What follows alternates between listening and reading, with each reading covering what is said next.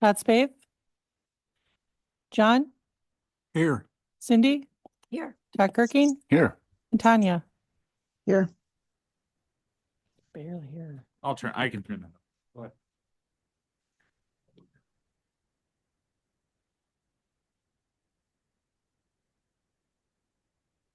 ahead. We have a couple folks online, but it doesn't look like anybody wants to unmute and make public comment at this time.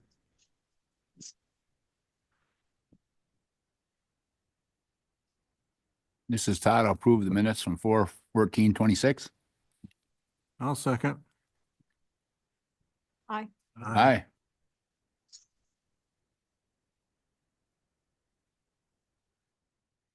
Okay, there's not a lot to point out on the original bills. Other than on page 6, we're paying the interest on the 2025 draw note. We have that draw note at People's State Bank for the fire department. Right now, we only have like $2,500 that's sitting out there because we used some of the proceeds from the USDA reimbursement. So that's why we only have a little bit out there. So on by May 1st of the next 2 years, we're supposed to pay the interest. And so right now, 406.57 is the amount that is due.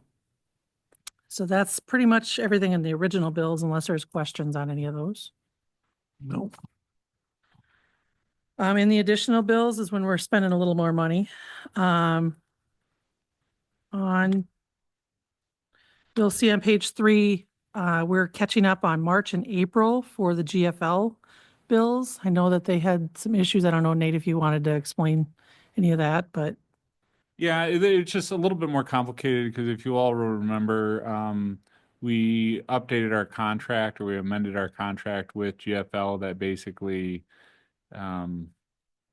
changed the rates, especially for garbage, and then changed a few other things. And their first effort to get the bill correct in March wasn't accurate. So I said, well, none of this is right. And so instead they just resubmitted the entire bill in April. And so it looks a little bit more convoluted, but everything's correct. I double checked it all today, and all those numbers up there are exactly what we should be paying per month per our contract. So it's just why it's all showing up now, is took us a while to get the billing sorted out.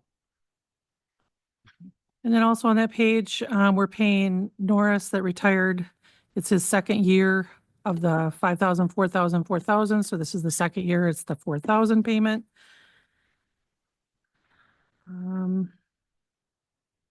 Page 4, we're at the point where they're going to be shipping some of the playground materials for Eckhart Park. So according to the contract, 60% of the payment needs to be paid at the time of shipping. So $52,891 is for that.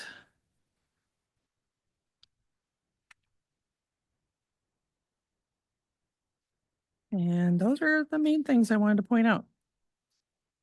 Okay, I guess I don't have any questions unless anybody else does. Make a motion, we pass the bills on to council for payment. Todd, I'll second it. Okay.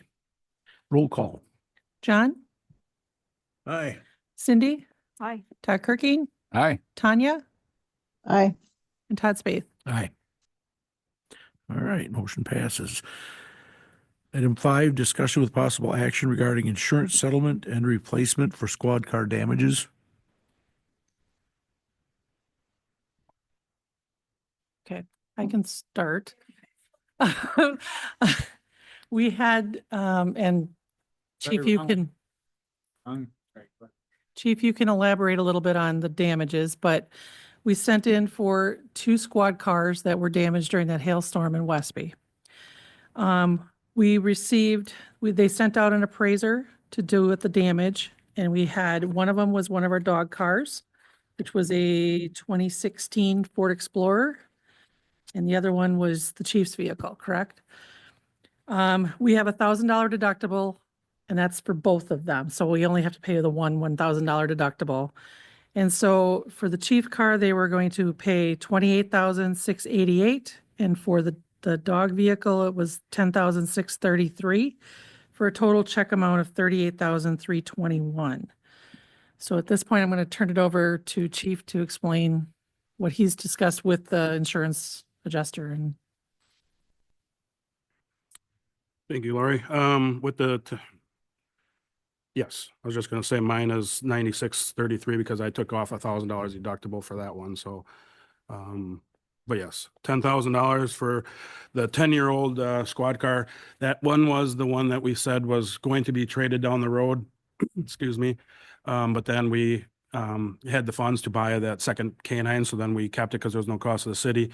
And then these two vehicles, that K9 officer resides in Westby. He was parked in his driveway. And then I also live in Westby, and actually I was on my way to that Tuesday night meeting, stuck at the stop sign and hoping that storm was going to pass or not get any bigger than pea size, and then just got demolished. So, yes, two squad cars for that. This is just more for coming to finance instead of public safety for the financial side of the city. So seeing more, asking for guidance, what you want to do. I have some preliminary numbers for the replacements of these squads. The K9 squad, roughly, those F-150s, sorry, those Ford Explorers, the ones that you see, those SUVs all over for us, are pretty much state rated, so they're about $45,000 a piece. And then the chief's vehicle is the F-150, which is 6 years old, but I only had 51,000 miles on it. That is not going to be an outfitted police car. So if you guys have like numbers in your head, that is something we just go to like Sleepy Hollow or a dealership, get a municipal discount for it, but it doesn't have a cage. It doesn't have like all the bells and whistles that a normal squad car does. It doesn't have to be a pursuit rated. And those right now are anywhere right around the same amount of money, 45 to 50,000, but there's not going to be an extra $10,000 to outfit it. My squad, all that equipment will transfer over to the new one. So I guess I'm just talking to Nate a little bit about it, just to see where you guys wanted to go. So I have reached out to Sleepy Hollow. I asked for the Ford Explorer K9 package. They did not actually have one, but they gave me a quote. Madison, the ones where we actually got our last 2 or 3 squads from, they actually always try to have them on stock. They actually have them there for the 45,000. Excuse me. I asked for quotes for an F-150 for myself, Silverado. The only reason I'm going with the truck, the EcoBoost, because actually my truck actually was probably the best gas efficient vehicle that we had. But then the guys and we actually use that truck because there's not any gear in the back for picking up bikes, barricades, no parking signs. That truck is actually used a lot for just picking up garbage. We actually, Corinne and I, cleaned up on our off time the front of our bushes at the PD, threw all the stuff in the back of that truck where we wouldn't normally have a truck. So those other trucks we have are full of their gear and stuff, so we couldn't actually put, a bike in the back of it. So I do see the benefit of having that truck in town, helping out Public Works and even Public or Park and Rec, including the fire department and I share a enclosed trailer. So if we actually need it to haul that crime scene trailer anywhere, to have a vehicle capable of pulling it. But I also contacted Sleepy Hollow for an electric vehicle. I did 2 of them. I asked for the SUV and they have a Silverado one, so I have not gotten those numbers back. I also asked for different SUVs if it was any cost savings for a truck, like a Tahoe or, just another Ford Explorer that's not a police package. So I haven't got all those numbers back yet either, but I'm trying to get all the numbers to bring to you guys to see what suits the city the best. So sadly, we have to replace 2. I don't know if any questions. I guess I can try to answer anything, but that's the So are these numbers, are they totaled out? Did they total these vehicles then? correct. Yeah. So that is so as insurance, just to clarify, we won't be able to, it's no trade-in. So we get that Right. 28,688. Yep. Right. And if I buy one from Sleepy, I don't get another Right. money. So Yeah, no. But you said it's like 38 something all day for both vehicles? 38,321 for both. That's with the deductible taken out. So once we have actual vehicles priced out, know the full costs and stuff, we'll bring that typically to council to ask for approval on it. And at that point, Rick and I will have connected and figure out how we're gonna pay for it. Because I think him and I both estimated there's about 110 for both vehicles all day.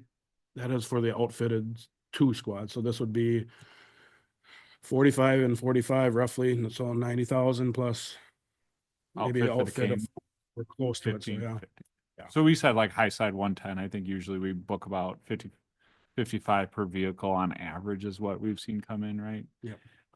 So once we actually get the actual things, we'll look for authorization to replace them. And again, essentially having to figure out where to come up with $70,000, which Rick and I will work on ahead of our next meeting. Rick, did you say some of those funds would come out of the canine account? So yes, I was gonna, yep, so my last one would be, so we do have a pretty healthy canine account that those are people that donate money to us and our canine golf outing, which is June 13th. Nice little plug. Yeah. Nice little plug. But we have a healthy account. So I was also going to talk to my canine handlers, and then I don't see any problem with if the city decides to do the 45 and 45, so 90,000 all day long. The chief vehicle, like I said, will transfer over, so there's no additional cost there. And then any outfitting that we would do for the canine handler, that could come from there. So 90 minus the 30, well, not 9,000, whatever. So that's what I'm hoping. I don't see any reason. I think for people that donate to that money, that's what it goes for. It's meant for vets and food and stuff, but the well-being of the dog.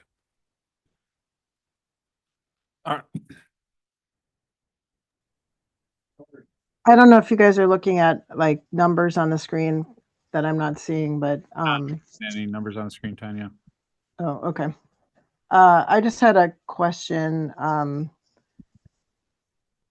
about so I understand, and this is just not related to the numbers or spending money on the truck or a car, but what is the policy for officers driving city vehicles home at night? I know that the fire chief and the police chief have to do that for obvious reasons, but I was just curious what that policy is. So we looked at this again, feels like 2 months, 3 months ago. It was cold out, so yeah, winter time.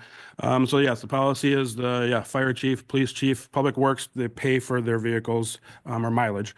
But the police chief, fire chief, and then our two other ones that are exempt are the canine handlers because they are bringing city property home to take care of it. So there's total of 3 employees through the police department that have their take-home squads.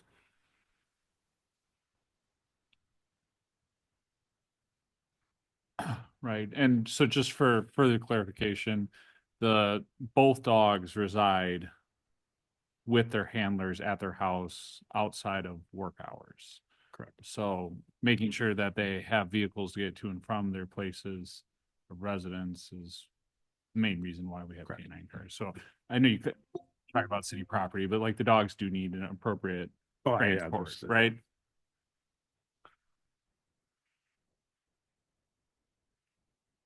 So did we need an official motion to accept the insurance claim, Lori? Yeah. Is that what you're? Yeah, because I basically told them that I was kind of in a holding pattern to know for sure if that's the direction we were wanting to go. Because they did say something about salvage and stuff, but I don't think that's a way that we really want to go. So we just wanted to bring this to you because of the fact that it was 2 vehicles and the fact that we needed to replace them. So we wanted to start here. If you guys give me the okay, then I can just let them know that they can go ahead and cut the check. Yeah, I mean, I'm surprised, I've looked at vehicles myself and I think them are pretty reasonable. You get pretty healthy discounts, it looks like, because I've looked at used vehicles that are that much or more, so. I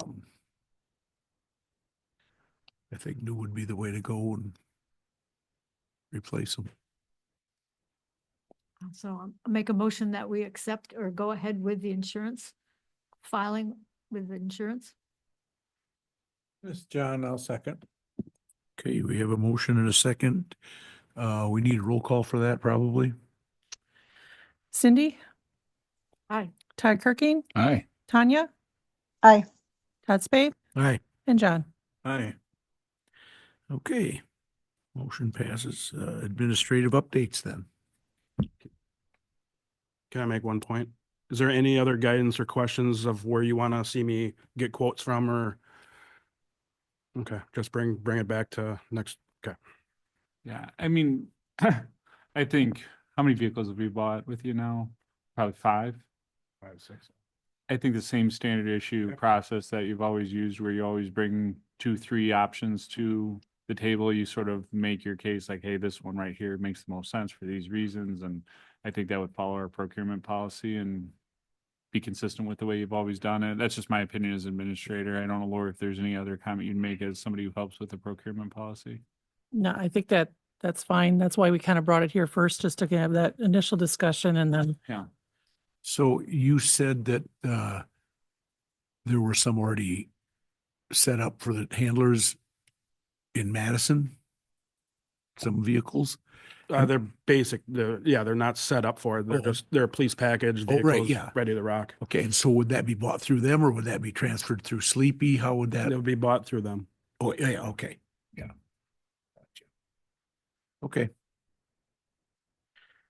Okay, back to administrative updates. you want me to go first? Okay, go ahead. Okay. I've been working with, and this is going to come to our next finance meeting. There's some changes with our Globe Life person that is our broker for that individual policy. Some changes have happened, and so I want to bring that forward to finance of the next one. So I'm only going to give you a little taste of what is coming. I'm not going to tell you about it, but I'm going to give you a little taste that it's coming. Working on our life insurance updates. The state is going to an online portal, so people will be able to go out to those that have the life insurance through the state. They'll be able to go out and do updates and things starting July 1st. So I'm having to do all the updates on that. Anybody that's eligible or potentially eligible, I'm having to get all that updated in the online portal that'll be coming. Because they're doing that with their health insurance at the state. We only have the life insurance through the state. So even if we just have that, we have to go and do all those updates. Working on bank reconciliations and, believe it or not, still answering audit questions. I think we're getting to the end because our Form C is due here May 1st. So they have an automatic extension to the 15th of May, but I was out there and I did see that they've entered some things on that portal. So I'm hoping that they're getting close. I'm really into the alcohol licensing right now. I know Rick is starting to see the background checks starting to pour in, so no pun intended on that, but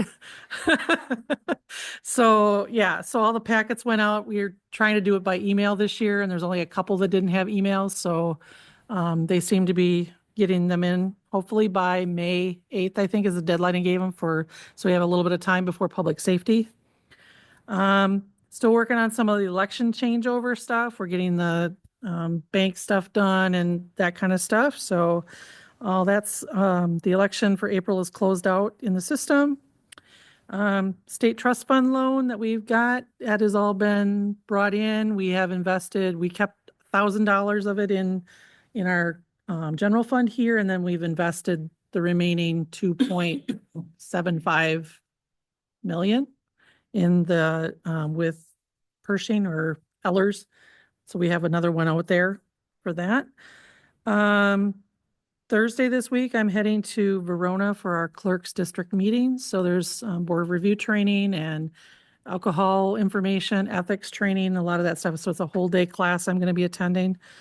On the 13th of May, our municipal insurance is going to be here to do online appraisals of all of our property and assets. So I might be getting a hold of some of the department heads and stuff because they want to actually see some of them inside and out since we changed over to them in January.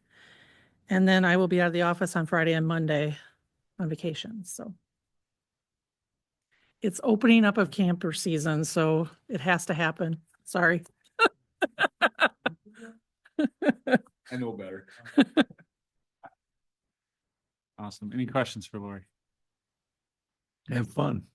What's on the thing you're heading to Verona for? Is that a league thing or? a It's state our, thing? our clerk, we got like districts for the clerks. Uh-huh. And they're actually bringing in some people, presenters from UW,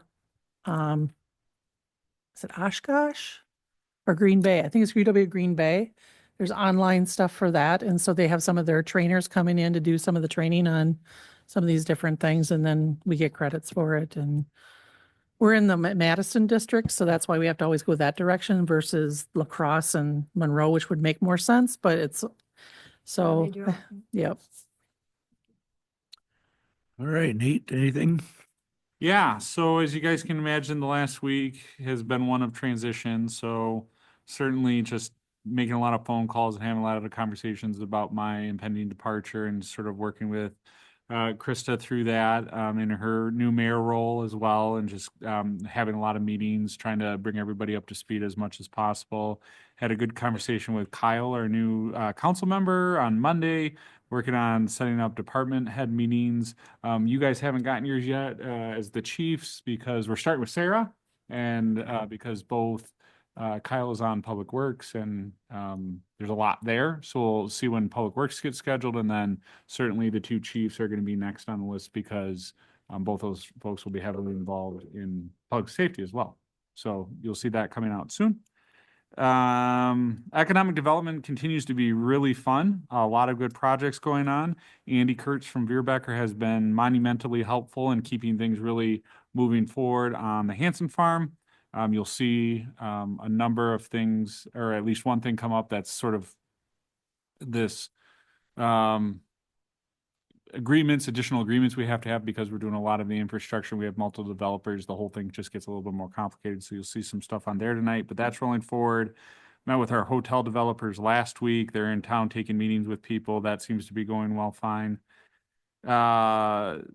And then just like across the city, we have like multiple housing developments trying to take off. We have miscellaneous development projects that aren't in the business park and aren't in the Railroad Avenue. I mean, there's just stuff going on everywhere. So having Veerbecker in tow to just try to keep Hanson Farm moving forward with all of the intricacies of that while I sort of grab everything else is that's sort of what's been going on. And then, as always, Sarah's been just a great help in shepherding the Hanson Farm project from a infrastructure standpoint. So thanks, Sarah, as well as the landfill, which I know is going to be her legacy in the city. Is she who handled the landfill? I'm not sure she wants that legacy, but somebody needed to do it, right? Capital projects. Cindy and I continue to work in conjunction on a couple different capital projects. The bathhouse is going great. Windows are in. We're working on some of the detail stuff. So I know Rick can attest that when you start getting into stuff like how did the door system work and what's all the technology like and all those like minute decisions can really suck up time because you want to make sure you get it right and you're trying to forecast how you want to use it. And because we're not even going to be the people using it, we're working with the chamber on figuring out how they're going to use the door access, how the cameras will best work for them. But our IT people have been good partners in that. And then Cindy, Kayla, and I are working on getting some movement on the old City Hall project so we can go after a grant through WEDC to get that project done. So beautification of that old City Hall lot. The Veroque Fire Station is getting close to being fully wrapped up, maybe.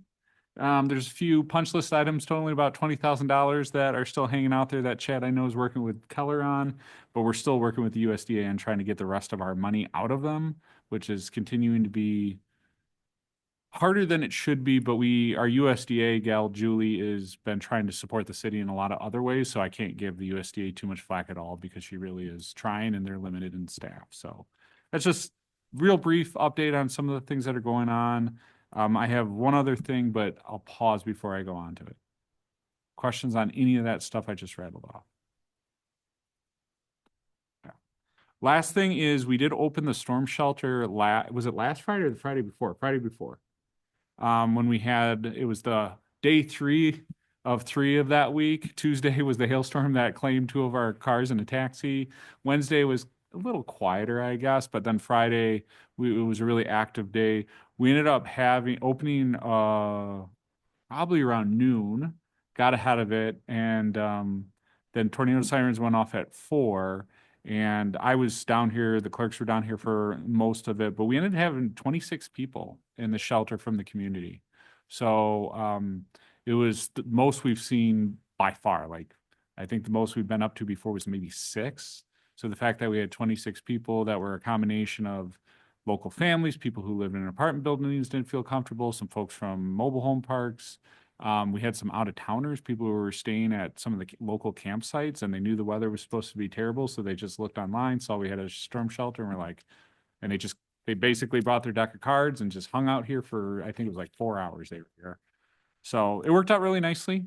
And then Chad and I have been trying to work with the IT company as well as Banco on making sure that we improve our door access, period. So our emergency door access here is not what we want it to be. We can make it work, and when we know storms are opening, we just leave the doors open and say, any time of day, just walk in, we'll deal with locking them in the morning. But we still want to have the ability to quickly remotely operate those doors and get them open. And so Chad and I had a good call with MCS Networks this week to figure out some solutions, and we're trying to move that forward and make sure that's in place before I leave. So, and IT in general, just trying to make sure that they're on a path. Most of our IT work this year, I'd say we're about 50% of the way there through some of our IT projects. I know they're still working on some things with Public Works, and I know Rick's got maybe a handful, maybe your computers need to be swapped out, but server replacement has gone well, and I continue to be really impressed with the service that MCS Networks has provided. So, yeah. Any other questions on that IT stuff? I thought the storm shelter thing was really awesome. I think the word is getting out there. Many thanks to Trina for helping with that process, because she's really responsive and trying to fire that stuff out as soon as we need it to happen. Good.